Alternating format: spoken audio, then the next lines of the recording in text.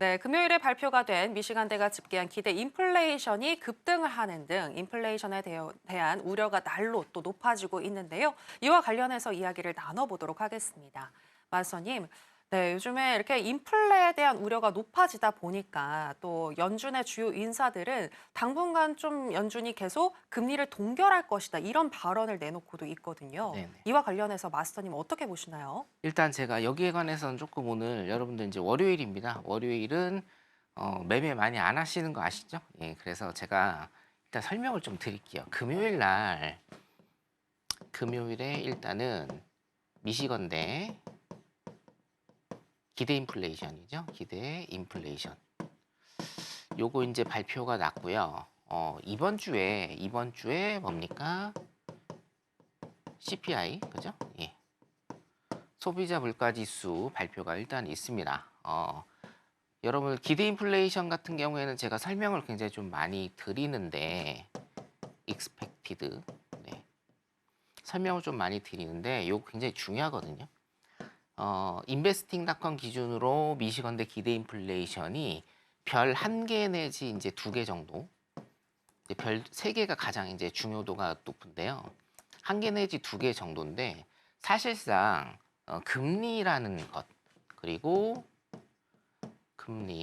물가라는 측면을 봤을 때는 기대 인플레이션이 오히려 지금 CPI 소비자 물가 지수나 아니면 PC 개인 소비 지출 같은 그런 것보다도 조금 더 많이 중요한 포지션을 차지하고 있다고 보시면 됩니다. 기대 인플레이션은 워낙 제가 좀 많이 설명을 드렸는데 모르시는 분들을 위해서 그리고 아시는 분들도 기억에 복기를 위해서 공부를 위해서 제가 한번 다시 이게 왜 중요한지 설명을 좀 드리겠습니다. 기대 인플레이션은 제가 이거를 이제 예상 인플레이션이라고 많이 예상 인플레 여러분들한테 설명을 드리죠. 그러니까 내가 예상하는 겁니다. 쉽게 얘기해서 여러분들께서 내가 있고요. 향후에 1개월, 2개월 혹은 뭐 6개월도 상관없고요. 1년도 상관없습니다. 물가가 어떻게 될 것이냐.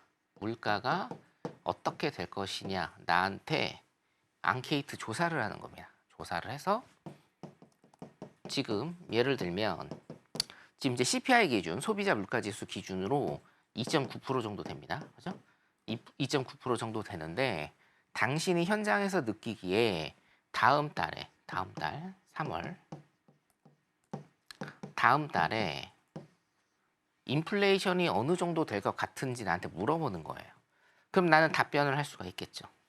지금 내가 체득하는 경기는 물가가 오를 것이다. 저는 다음 달에 3.0% 정도 될 것이라고 예상을 합니다. 혹은 저는 2.8%로 떨어질 것이다라고 예상을 합니다. 등등 오르거나 혹은 떨어지는 걸로 여러분들이 답변을 하실 수가 있어요. 이거는 말 그대로 그냥 예상입니다. 그리고 내가 기대하는 것들이에요.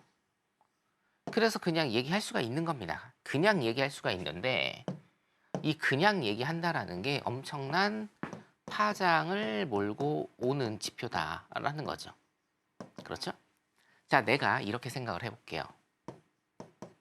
자, 기대 인플레이션이 지금 왜 중요한지.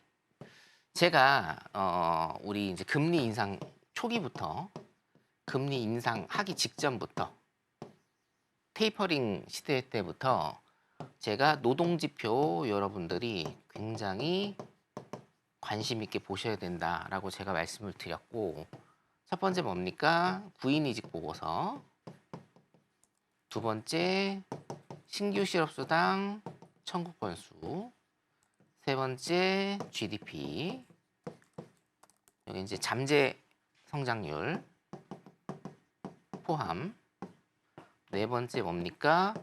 비농업 부분 고용지표 비농지표죠?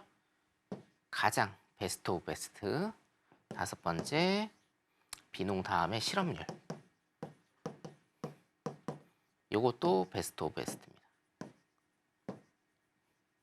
자, 요거 노동지표 일단은 보시라고 말씀을 제가 지속적으로 금리 인상 전 테이퍼링 시대부터 지속적으로 제가 말씀드렸던 거고, 여러분들 이제는 기대 인플레이션 요거 일단 주목하셔야 됩니다. 요거 제가 굉장히 좀 많이 말씀드렸어요. 그러니까 방금 전에 설명을 일단 드렸다시피 내가 예상하는 인플레이션이에요. 다음 달 혹은 다다음 달 6개월, 1년 후에 내가 기대하는 인플레이션, 예상하는 인플레이션인데 이게 왜 중요하느냐. 결론적으로 말씀을 드리면 요거 결론 좀 이따 할게요. 그래서 내가 3월에 자, 현재 2.9%란 말이에요. 인플레이션이 실제로 2.9%입니다. CPI 기준으로. 자, 이게 3.0%까지 오를 것 같아요. 자, 그런데 나는 사업을 하는 사람입니다. 사업을 하는 사람이에요. 내가 예를 들면 여러분들 뭐가 있을까요? 그냥 의류업을 한다라고 합시다. 의류업을 하는 사람인데, 자, 물가가 오를 것 같다는 얘기예요. 물가가 오른다라는 건 뭡니까? 물가의 뜻은 뭐예요? 물건 물자의 가격 가짜죠. 물건의 가격입니다. 물건의 가격. 이게 뭐예요? 물가. 그러니까 물건의 가격이 오를 것 같다. 어떻게 해요? 2.9%에서 3.0%로 오를 것 같다라고 생각이 들어요. 자, 그러면 현재 2월입니다. 현재 2월인데 내가 3월에 예측을 하는데 물건의 가격, 내가 갖고 있는 의류 가격이 오를 것 같아요. 그럼 여러분들이 사장이라고 가정을 하면, 자, 여러분들 2월 달에 혹은 3월 달에 시장에 내가 의류를 공급할까요? 자, 다시 2월 달에 지금 2.9%인데 3월 달에 인플레이션이 3.0%라고 내가 예상을 해요. 물건의 가격이 오릅니다. 내가 가진 옷의 가격이 오릅니다. 이해되시죠? 자, 그러면 나는 2월 달에 시장에다가 옷을 공급을 할까요? 안 할까요? 굉장히 쉬운 문제입니다. 어떻게 되겠어요? 안 할 겁니다. 이유가 뭐죠? 내가 2월 달에 시장에 공급을 하게 되면 2.9%밖에 못 먹는데 이익을 못 취하는데 3월 달에 공급을 하면 3.0%의 이득을 취할 수가 있어요. 그러면 2월 달에 내가 시장에 이 의류를 상품을 공급하냐고요. 상품 공급을 아예 안 해버립니다. 이해되시죠? 자, 우리 여기 수요와 공급 법칙 일단은 보겠습니다. 수요와 공급 법칙 일단은 보겠습니다. 자, 여기에서 수요는 고정되어 있는 상태라고 치고 아까 그 예시에서 공급이 어떻게 돼요? 내가 공급을 2월 달에 의류 공급을 합니까? 안 합니까? 공급이 줄어들어요. 그렇죠? 자, 수요 공급 법칙에서 공급이 줄어들면 가격은 어떻게 돼요? 올라갑니다. 이해되세요? 자, 그러면 정리를 해볼게요. 자, 인플레이션이 3월에 어떻게 될 것 같습니다. 어떻게 될 것 같습니까? 라는 질문을 던졌는데 나는 현재 2.9%에서 3.0%로 이게 2월이고요. 이게 3월입니다. 2.9%에서 3.0%로 오를 것 같다라고 예상을 해요. 기대를 합니다. 자, 그런데 이게 현실적으로 지금 2월이잖아요. 그럼 3월에 3.0%로 오를지 안 오를지 모르죠. 이거는 말 그대로 예상이에요, 예상. 비현실입니다, 비현실. 현재 실현화되지 않은 비현실이에요. 근데 나는 어떤 행동을 취합니까, 여러분? 다음 달에 3.0%로 오를 것 같다라는 예상 때문에 현재 내 행동은 어떻게 됩니까? 시장에 상품을 공급하지 않아서 공급량이 줄어드니까 뭐예요? 가격이 오릅니다. 이 가격이 뭐예요? 물가입니다. 물건의 가격. 이해되세요? 자, 여기에서 굉장히 중요한 프로세스가 지금 나오죠. 여러분들 제가 비유를 드는 것 중에 옛날에 탐 크루즈가 나왔던 마이너리티 리포트라는 영화가 있거든요. 딱 이겁니다. 범죄를 아직 저지르지 않은 사람을 예언자를 통해서 너는 범죄를 하루 이틀 몇 시간 후에 저지를 거야. 그래서 지금 체포를 하는 거거든요. 똑같습니다. 기대 인플레이션이 그래서 굉장히 무서운 거예요. 현실화되지 않은 3.0%를 내가 예상을 해서 예상한 나의 생각이 지금 현재 내 행동을 좌우하게 됩니다. 그래서 현실적으로 어떻게 돼요? 현실적으로 일어나지 않은 일을 내가 예측을 해서 이 예측이 내 현재의 내 행동을 결정짓게 되고 내 행동이 뭡니까? 실제로 가격이 오르는, 물가가 오르는 이런 현상을 만들어내는 겁니다. 이해되시죠? 그래서 기대 인플레이션이 굉장히 중요한 거예요, 여러분. 자, 그러면 지금 금요일에 기대 인플레가 높아졌다라는 건 뭐냐면 향후에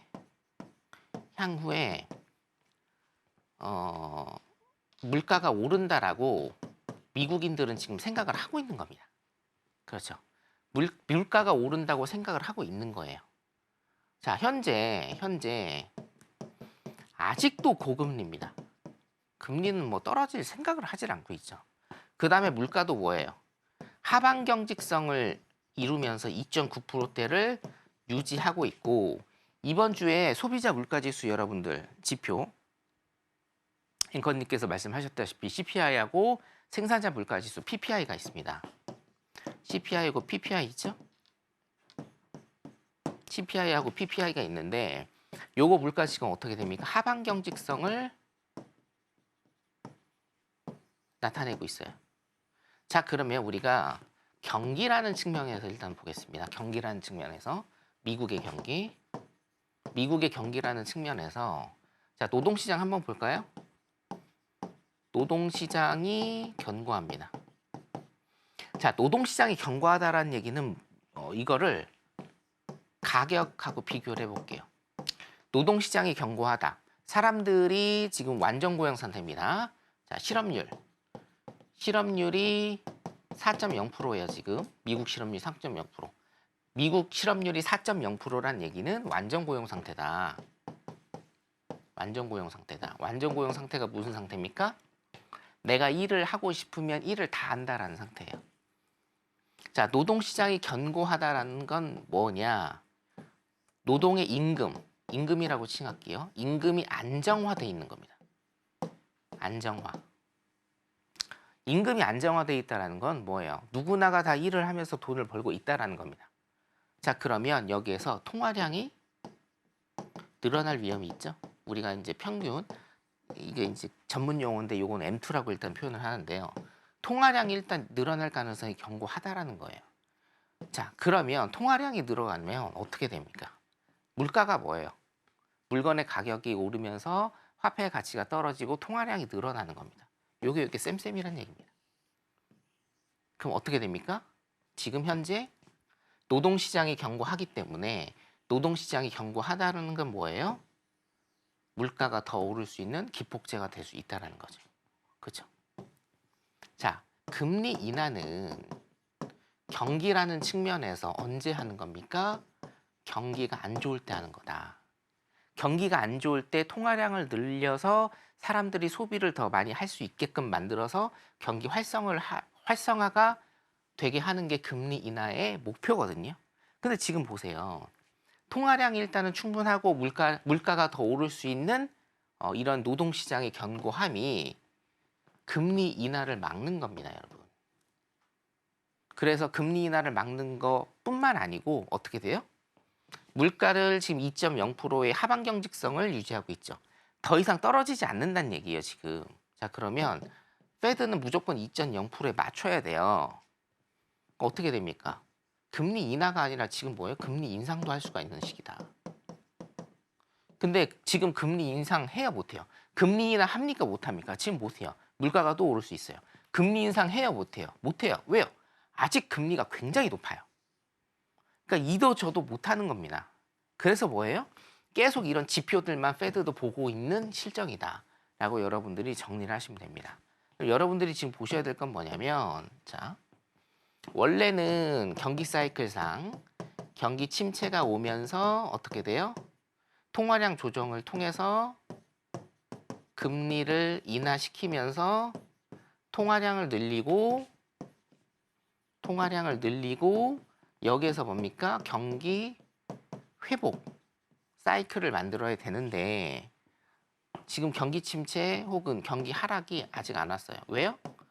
노동시장이 견고하기 때문에. 노동시장이 견고하니까 경기 침체나 경기 하락이 안 오죠. 그럼 금리 인하 못하고 금리 인하 못하니까 통화량이 늘 수 없고 경기 회복이 안 되는 겁니다. 이게 지금 현재 미국의 상황. 그래서 미국은 실질적으로 지금 금리 인하도 못하고 있고요. 금리 인상도 못하는 이런 상황에 직면해 있다. 자, 이거를 정치적인 이슈로 플러스 알파를 좀 시켜보면 지금 트럼프가 파월한테 요구를 한 게 있죠. 뭐 요구했습니까? 금리 인하라고 요구했습니다. 여기에서 금리 인하해버리면 물가가 더 오르게 되죠. 자, 그럼 뭡니까? 제가 말씀드리는 고금리. 요거는 여러분 2년, 3년 전 제 영상 찾아보시면 다 나옵니다. 고금리 플러스 고물가에 뭐라고 제가 말씀드렸어요? 고착화. 굉장히 안 좋아지는 고착화. 그냥 굳어버리는 거예요. 고금리, 고물가에 고착화. 그냥 그대로 쭉 가는 겁니다. 그러니까 지금 미국의 상황은요, 여러분. 경기가 좋으냐, 나쁘냐를 따질 수 있는 그런 상황이 아니에요. 모든 경기는 제가 항상 말씀드리는 사이클에 의해서 경기가 가야 됩니다. 인플레이션이 높아졌을 때 금리 인상을 통해서 인플레이션을 낮추고 그 부작용으로 경기 침체가 오고 그때 금리 인하를 해서 통화량을 늘리면서 리커버리하는 단계로 가고 리커버리에서 조금 과도하게 다시 경기가 굉장히 활성화되고 뜨거워지는 이 정점에서 뭡니까? 금리 인상을 통해서 다시 인플레이션을 시켜주고 침체 오고 리커버리 하는 이런 일련의 과정들이 경기 사이클의 모든 것이고 이게 지금 돼야 돼요. 근데 지금 이번에서 막혀 있는 거예요. 이번에서 금리 인상도 지금 안 되고 금리 인하도 지금 못하는 완전 여기에서 막혀 있는 미국 경제다라고 여러분들이 생각하시면 됩니다. 자, 그러면 트럼프가 파월한테 금리 인하라고 했습니다. 인하. 그럼 어떻게 됩니까? 물가 더 오르죠? 자, 금리 인상합니다. 어떻게 됩니까? 지금도 고금리인데 금리 무지하게 많이 오릅니다. 기업에 굉장히 부담이 될 겁니다. 자, 그래서 이도 저도 못하는 상황에서 금요일 날 뭐가 발표됐어요? 미시건대 기대 인플레이션. 기대 인플레이션이 높아진다. 기대 인플레이션이 높아진다. 그럼 사람들이 어떤 행동을 취하겠습니까? 뭘 하든지 간에 안 내놓는다. 그리고 사재기할 수 있다. 이해되시죠? 그 다음에 물가가 높아지니까 돈을 안 쓰는 거예요. 돈 안 쓰니까 아까 요약에서 뭐라고 나왔어요? 기사에 소비가 안 될 수가 있다는 거예요. 오히려. 예? 오히려. 그러니까 이 사재기를 여러분들이 이 사재기란 개념을 잘 아셔야 되는데 사재기는 뭐를 사재기하는 겁니까? 필수품이에요. 필수품. 우리가 인간으로서 살아가는 데 있어서 가장 필요한 필수품을 사는 거고 경기 활성화에 대한 소비는 뭐냐면 사치품을 사는 겁니다. 여러분, 사치품. 이게 경기 활성화에 의한 소비예요. 그러니까 뭡니까? 지금 인플레이션이 높아진, 기대 인플레이션이 높아진다. 사람들이 다음 달이나 다다음 달 혹은 내년에 물가가 더 오를 것을 예상해서 사재기만 해대끼는 거예요. 그리고 뭡니까? 사치품을 쓰지 않는 거죠. 그러니까 뭐예요? 결론적으로는 소비가 줄어드는 겁니다. 소비가 줄어들면 통화량이 적어지죠? 경기가 안 좋아지는 겁니다. 이게 경기 사이클에서 운영되는 게 아니고 지금 앞으로 가지도 못하고 뒤로 가지도 못하는 굉장히 위험한 상황이다. 사실은 미국 경기는 뭐 좋다고 보는 사람들도 있습니다. 노동시장이 워낙 견고하기 때문에 근데 이것도 사실은 제가 구인이직 보고서에서 예전에 다 설명을 드렸습니다. 지금이야 이민자들이 다시 코로나 팬데믹 이후로 많이 들어왔지만 아직도 부족하기 때문에 그거는 다른 현상으로 일단 보셔야 되고요. 여기서는 금요일에 대한 기대 인플레이션을 통해서 지금 미국의 경기 상황이 어떤지에 대해서 제가 일단은 좀 짚어드렸고 나스닥 차트 조금 보면서 나스닥 기술적 분석과 이제 조금 있다가 우리 11시 반에 본장 개장하면서 자리에 있는지 한 번 더 체크해 드리도록 하겠습니다.